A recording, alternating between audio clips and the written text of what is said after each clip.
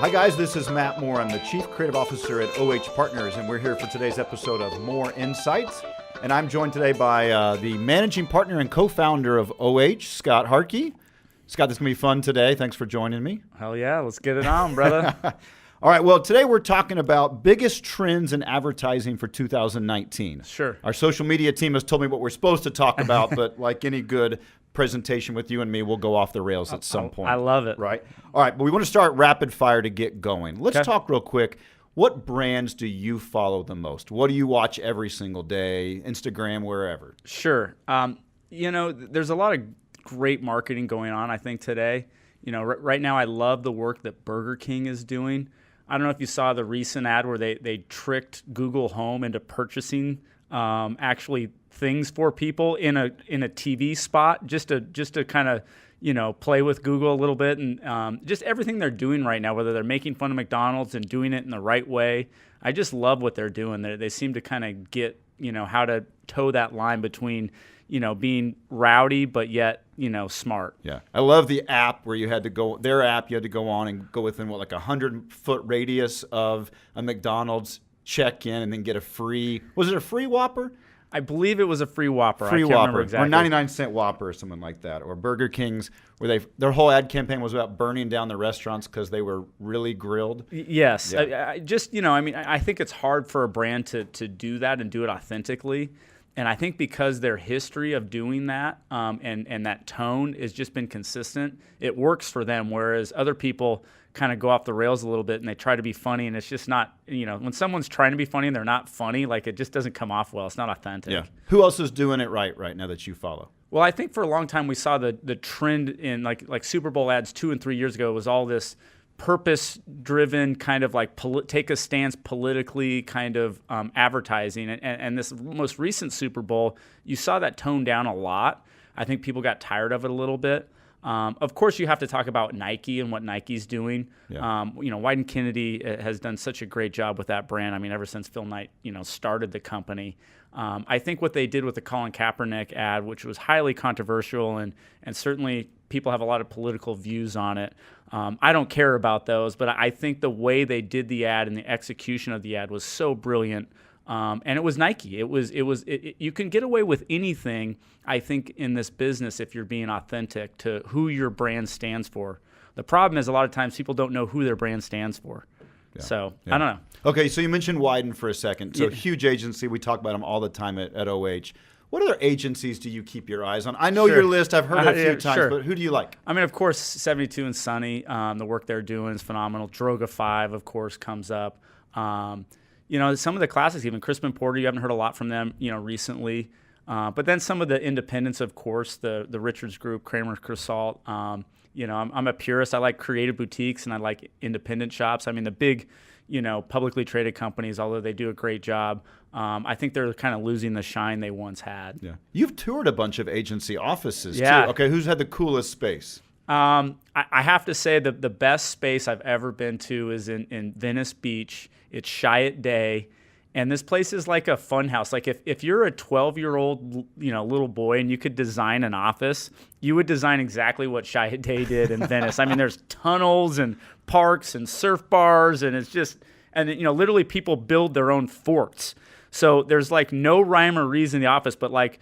A new employee would come to the office, like I think this was in the 90s or something. They would literally buy him 2x4s and say, okay, build your office. And so there's like literally like shit hanging from the ceilings.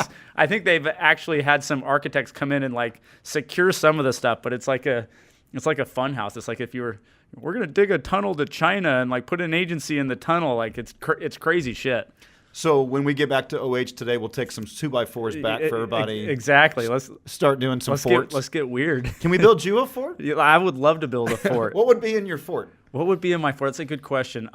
Definitely music would be in my fort. We'd have to get some Sonos sound in the fort. Nice. Good choice. Probably a beanbag, a dartboard, and laser tag. Laser tag. I like that last choice. Gotta have laser tag. No Nerf guns at all? Nerf guns, a close second, depending on how many laser tag kits we had. Okay. How many days in a row do you go through OH and there's a Nerf battle happening? There's been some crazy Nerf. I think we had like a 20-person Nerf battle at one point in time. That was awesome. No damaged eyes. No that damaged day. eyes. No damage. Eye protection. Maybe We we should work on in the future. eye protection's coming soon. All right. So some cool agencies, some amazing brands. What brands do you consume the most? Let's get personal here. Great question. Of course, all sports brands I love. Okay. I really like what Quicken is doing with Ricky Fowler and how they've built the Rocket Mortgage kind of product of Quicken through Ricky Fowler. Huh. I mean, what a great spokesperson. He's fun. He's great. So I certainly been following what they're doing. I'm just consuming everything. I mean, personal brands, of course. I love Vans shoes. Anyone knows me, I have 20 different pairs of Vans shoes that probably all look similar. Yeah. So I love the classic brands where they're cool today, but I wore Vans shoes, 20 years ago when I was in 5th grade. I had half cab Vans shoes and now everyone wears them again. It's really cool to see when they recycle back. Yeah. Travis Matthews too, of course. Oh yeah. Right. I mean, if you're going golfing, you got to have the golf gear. You got to have a good collection for sure. So we'll get back to some more strategic insights for the ad industry, but let's talk some personal stuff Sure. a little bit to get going. Let's and go. Everybody kind of get to know you. So I've worked with you for about 5 years now. Been an amazing 5 years. And not only OH has changed, but to be honest, you've changed a Sure. lot in those 5 years. Yeah. I have too, to be totally fair. You mentioned recently about how personal struggles in your life. We're going deep fast. I love it. Let's go. But you talk about how personal struggles have changed you. And Yeah. to be honest, some of those personal struggles would have melted some people and they would have disappeared. How did you use that to make you stronger? That's a great question. I think when you're going through it, whatever personal struggle, and everyone goes through. What I've learned is everybody goes through stuff. For me, during the time I was going through, I was like, shit, I'm not growing. I'm a disaster right now. I need to get it together. But looking back after, oh my gosh, that changed me for the better. That adversity has made me a better person. And the time I've seen the most personal growth, professional growth is certainly when adversity has hit me. But I think it's a time, those times when I was going through the storm, I was like, okay, I need to buckle down. What books can I read? What close friends can I reach out to? Who's going to support me at this time? And what advice do I need to hear at that time? And it's kind of like a searching time. And when things are good, for me, I'm not searching out, how can I change things? What do I need to do? I'm just enjoying the ride and I'm excited and I'm doing things and I'm not necessarily, I don't know how productive I'm being, but I'm being busy. And so the adversity times, I'm like, okay, what do I need to do here? I don't know. It's been a fun, I've been in our agency now 11 years and, we've seen some crazy shit. Personally and professionally. Yeah. And I do, as much as it sucks, those hard times definitely have made me better, whether it's business or professional. I heard you use one of your favorite lines is, and I'll probably mess this up, but correct me. So a win is a win, but a loss is a learn. Yeah. Is that right? Yeah. Win and win or lose and learn, right? And so yours sounds better than what I said. Yeah, I was like, man, mine does sound pretty good. I should be in creative part. That's a good little rhyme there. Did you write that? I stole it from someone, I'm sure. Right. Probably, best ideas are stolen. Yeah, probably Gary V, something, but we'll pretend it's mine. I like that. But yeah, for sure. I mean, I can remember at the agency, Matt and I, before we had real talent at the agency, it was just us two and a small group of very talented people. Now we've got amazingly talented people. But I can remember one year we pitched something like 50 or 60 accounts. And a lot of accounts we had no business pitching. We're like, screw it, we're going to do it. We pitched a lot of government accounts one year. And part of the deal is when you pitch a government account, you get to request to see all the proposals that were turned in. And it was fascinating. So literally I would go to the procurement office and say, okay, we lost. I'd like to see the presentations. And I would go in and they would watch me. I can't take these home, but I can look at them. And I looked through all the winning proposals, the ones that lost, how we got rated. And I saw everything, and I was like, holy cow, here's where we're screwing up here. Here's where we're doing pretty good. I learned so much that year in terms of what it would take to win a big account. Yeah. So that year of, probably 50 losses of pitches catapulted us to be, one of the best agencies locally at winning new business. Yeah. Were you always like that? Because in my mind, that's a new thing for you. Were you always almost a student of the game? I mean, football days? No, I'm an idiot. honestly, like I barely graduated high school. I'm, a college dropout.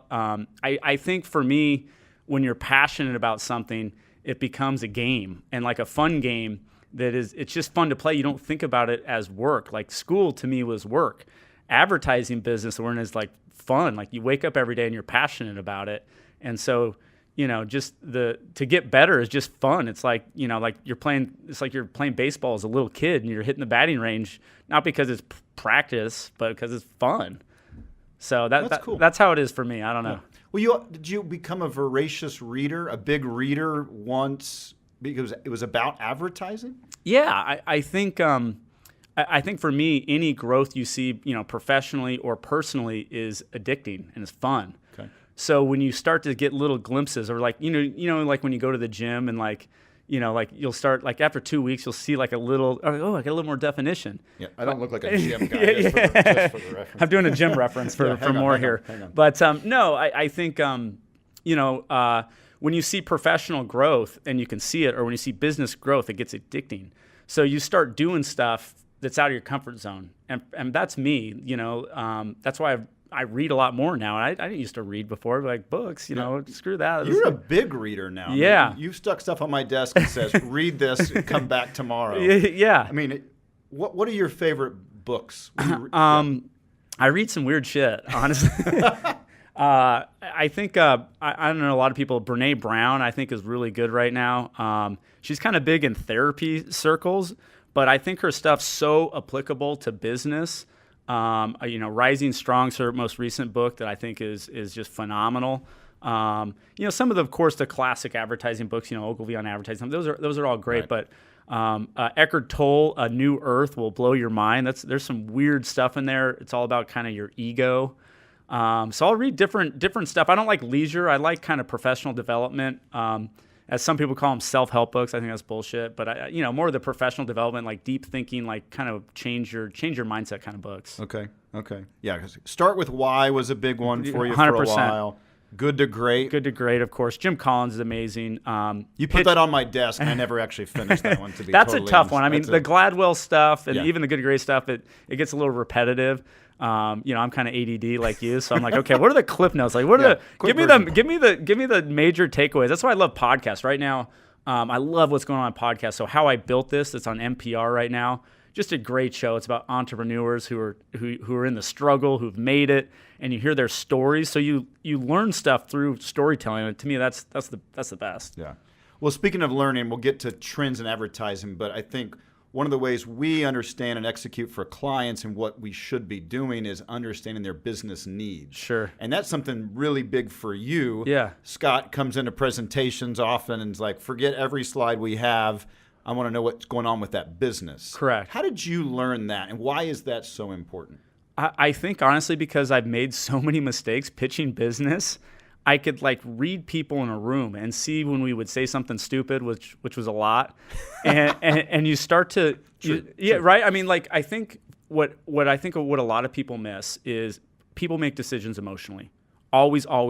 They never make decisions logically. Okay. Like literally, your most analytical friend says like, "Oh, I'm so analytical. I make decisions, completely by data and blah blah blah blah blah blah blah." And this person's so emotional. I can't hardly take it. This should be an analytical decision. They're full of shit. They make decisions emotionally, and they justify their decisions with logic.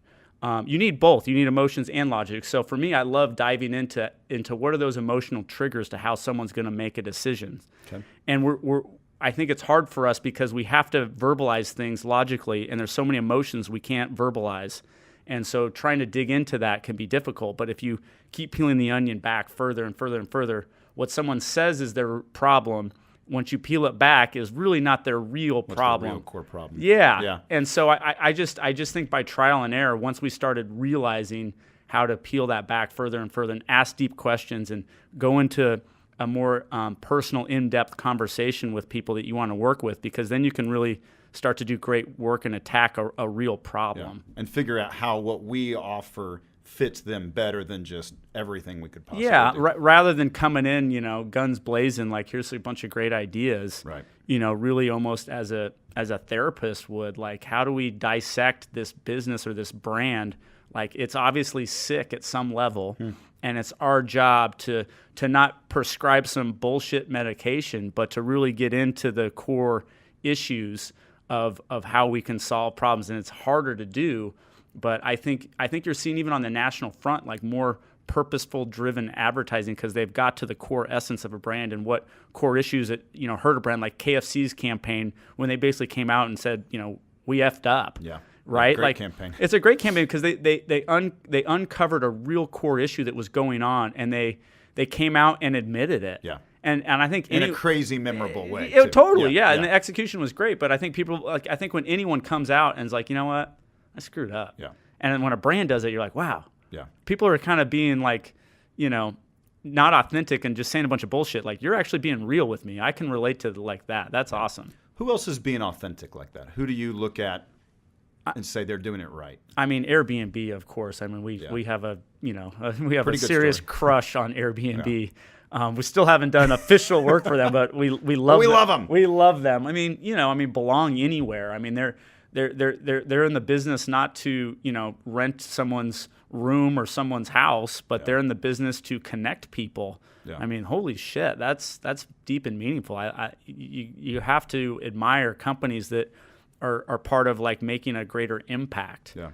So I don't know. Good. Yeah.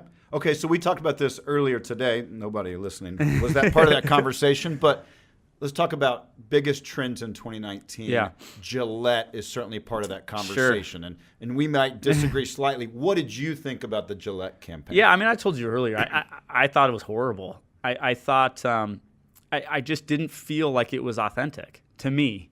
And again, I'm doing what I tell people not to do. I'm armchair quarterbacking. I'm not the target demo for Gillette because I don't use Gillette's products. I'm the male demographic and the age demographic. But I think the way it was executed came off not authentic. It felt to me like they were poking fun at their own customers. It's kind of like they were trying to like pep talk their own customers, like, hey, come on, guys, like do better. Right. And I just think the execution was terrible, and it just came off weak and not authentic. It might be a good idea, but it just didn't come out right to me. So you weren't surprised at all by the backlash online about the campaign then? Not really. Yeah. I mean, of course, I saw the backlash first and then saw the ad. But oh, really? You didn't see it first?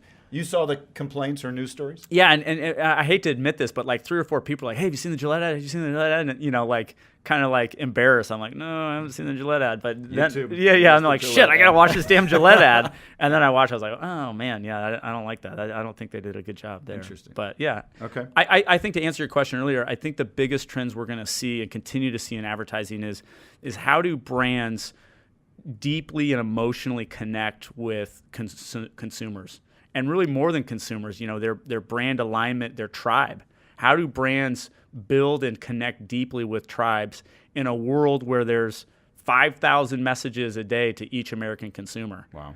That's a lot. That's so many. Yeah. That's up from, what was it, not too long ago? Yeah. 15 and 20, now it's thousands. Well, yeah, we used to have 1,000 or so promotional messages a day, and then we had 60 seconds to get that across in a great format, which was television, sight, sound, emotion. Today we have 6 seconds on Facebook to emotionally connect with somebody. Where do you see ads first? Oh, I mean, I'm a bad example because I'm on all the advertising blogs. I mean, Adweek and Media Week, and I get all of them. And then I'm on their email distribution list, and then I follow them on Facebook and Instagram. So like I'm just Instagram, Facebook, website. Sure. I mean everything. I mean blogs, Instagram, Facebook, podcasts, the actual printed magazines that they send to me, and I bring on airplanes. You're still buying magazines. At the airport. I buy some. I'll buy some magazines at the airport, like a Harvard Business Review, probably just to look super smart. Like you're sitting on the plane, like, I'm reading a Harvard Business Review. That guy must be smart. Like, this guy's a genius. But there's some. I mean, the last good stuff in there. Oh yeah, the last Harvard Business Review is all about all the neurosciences that people are discovering about triggers of the brain and like crazy shit like that. So I read like half of it. Yeah. ADD. Yeah, exactly. Let's go back to the Super Bowl for a second. Yeah. Talk about some of those industry trends. The Super Bowl certainly sets the kind of stage for the rest of the year. Yeah. What did you see overall in Super Bowl ads this year? I think, I talked about this earlier. I think you saw more of a playful attitude, because we just came out of a political season, locally, and I think the national political climate's just crazy, and I think people were tired. They needed a break. And I know companies like, we met with YouGov yesterday. I mean, this huge data company. We all understand, I think at a macro level, what's trending in terms of what consumers want to see, what they're clicking on, what entertainment options are out there. I mean, what Netflix shows are doing well. I mean, thrillers are doing really well right now, right? Because people just need a mind break. And so I think brands took the right approach. Like certainly Anheuser-Busch, who's been, no stranger to Super Bowl advertising. They had 6 different ads. They spent $40+ million on ads in Super Bowl. And it was all playful stuff. It was dogs and horses, and people just needed a break to feel good. They didn't need to hear an immigration, stance ad or all this stuff. Like they needed a break from it. I think that was a trend you saw, and I think you'll continue to see that trend. As just people are stressed out, especially if the economy turns, watch to be, people are going to need more of a break. Yeah. Where is the advertising business heading? It's changing drastically in the past couple of years. I think, as an advertising industry, I think we need to get our shit together, honestly. It's been a long standing industry. It's been around for a while. Look at other industries who fell asleep at the wheel and got a shakeup, whether it's the realtors industry, whether it's the taxi cab industry, a hotel industry. Any industry can be disrupted at any time. Yeah. And so you can't be lazy, and you can't take things for granted. You can't take contracts for granted. You can't take clients for granted. But I think you're going to see the advertising industry be more accountable to results, be more accountable to business outcomes. And I think clients are going to demand, especially as the rise of in-house agencies continues, and I think it will continue. Agencies are going to have to do better creative, have better insights, and have better business outcomes, proven business outcomes, and actually even proven products that produce business outcomes. This big agency retainers for big fees. Changing. It's definitely changing. You've seen that from the publics. Yeah. And so I think you're going to have to see a lot of leadership because there's great creative. I mean, there's amazing insights and strategies and creative, and I believe in the ad agency business. I believe that you, as brands, need a third-party opinion that's not inside their walls to really do bold creative. So I still believe in the model, but I think we're just going to have to do better as an industry, honestly. Where 10 years, OH, about 10 years old. Yeah. 10 or 11. 11 years. Coming up on 11 now? All right. You're getting old fast. I know. Where's OH heading? What's next? Yeah, it's a good question. I think the amount of growth we've seen the last 2 years it's been amazing. It's been a great ride. I think we're working with national brands, which was always our aspiration, is to do work that has big impact, that is seen on the national scale. I think the market we're in Phoenix, Arizona, is an amazing market, and there's great talent here. There's great people here. Like, this city is so vibrant, and I don't think it gets the credit it deserves. And so I think, people at our agency have this chip on their shoulder to prove to the advertising industry that, there's great talent in Phoenix, and we're tired of going to industry events and be like, oh, you have an agency in Phoenix? Oh, that's cute. Yeah. It's like, come on, the way Wyden did it in Portland, the way the Martin agency, had it done in Richmond, Virginia, or even the early stages of the Richards Group in Dallas. I think, an advertising agency and a city have a lot in common. And Phoenix is a very diverse city. Our agency, one of the things I'm most proud of our agency is how diverse we are as an agency. Yeah. And I'm not talking about like diversity of like what people think about diversity. I'm talking about diverse opinions, diverse people, diverse backgrounds. And I think that makes great creative because we have so many different ideas. Some echo chamber in New York or LA with people who all have the same upbringing. They all went to USC or they all went to the same fancy college. I think they have the tendency to come up with some of the same ideas. And I think Phoenix has such a unique identity as a town and of the people in our town that we can do work that resonates in St. Louis or New York or globally because of we have people from literally all over the globe who've come to Phoenix, who've come to our agency to work because they believe in what we're doing. Yeah. And I think that's awesome. Yeah. So, I used to be a little insecure about that, which I've been in LA a lot. And I was kind of like, we got to go to LA. We got to build, to be a real agency, you got to be in LA. You got to be in New York. And I think today I'm more bullish than ever that, Phoenix and us together can grow and really make a wave in the industry. And the people from LA and New York, I want them to be like, whoa, wow, that agency in Phoenix. Like, I want them to be jealous of our work. And maybe that's a little, maybe that's a little insecure too to say that, but I do. And I think all of us in agency business, we see a great ad and we're like, damn it, like I wanted that was my idea. I know, like I hate you. That's such a good ad, but it's competitive. Yeah. And so I think, anyone in our agency, we're type A competitive people. And that's what makes the work so fun, and that's what makes it so fun to compete. Really, it's like a sports team. I love your phrase, "chip on the shoulder." We all have a chip on our shoulder. 100%. Why has that driven you? I played football growing up, and I'm not that big, I'm not that fast, I'm not that skilled, but I love the aggressive nature of the sport. And the people that can work hard can beat the big guy. If you have the right, a 180-pound guy, if they have the right leverage, can decleat a 300-pound person if they're not ready and if they don't have the right leverage. And so that's awesome. Like when you see that happen, when you see those underdog stories that's why March Madness is so great, right? You see the Cinderella story. Cinderella every year. And I think that's what's great about the ad agency is it's a level playing field and the best ideas win, the smartest people win, the people that work hard tend to win. And it's more than just the creative. It's all the behind the scenes stuff, the production managers and the accountants and like everybody that's in on this together. It's a truly a team sport. Imagine growing up in high school, or college, you did these group projects, right? Imagine a group project going on every single day at an agency. There's no energy like it. Yeah. I love it. Yeah. Is that part of energy why? So if you guys don't know for you guys at home who don't know, Scott had an office one time, a corner office, really nice office.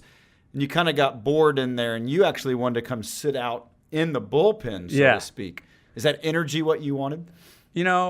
I think it was probably, ADD too. Yeah. I think I wanted to, prove this open concept, and so I was like, I'm gonna put my desk outside, and I'm like, I think Nicole had just started like 2 months before, and Hannah had just started like 2 months before, and I'm like sitting next, I'm like literally like staring right at them, and I have like papers all over my desk, and I wanted to try it. I think in this business, the number one trait, like anyone coming up in this business, I would say the number one trait that I'm looking for, and I know you've said this before too, Matt, is curiosity. Yeah. I think the great people in this business are curious. Like, what's Open Floor done? I haven't done Open Floor. What's this country? I've never been to that. Or what would this campaign look like? What would this execution like? Like constantly being curious about stuff. So for me, it was a curious kind of idea. Like, hey, I'm going to go out and sit out there and see what it's like. So I think I lasted like a year and a half. A year and a half? Yeah. It was a pretty good run. And I was like, all right, it's time to get in an office. I'm like, I was driving people crazy, but. 1 year from today, if we do this podcast again, what success story do you want OH to be able to say? Cannes Lion. I like that one. Cannes Lion. We're going to Cannes this summer. Cannes, that's right. I've been wanting to go for 10 years. It's the mecca of our business. It's a week-long, celebration of creative. And, not that the winning awards is everything. It's definitely not. I mean, driving clients' business is everything in this business.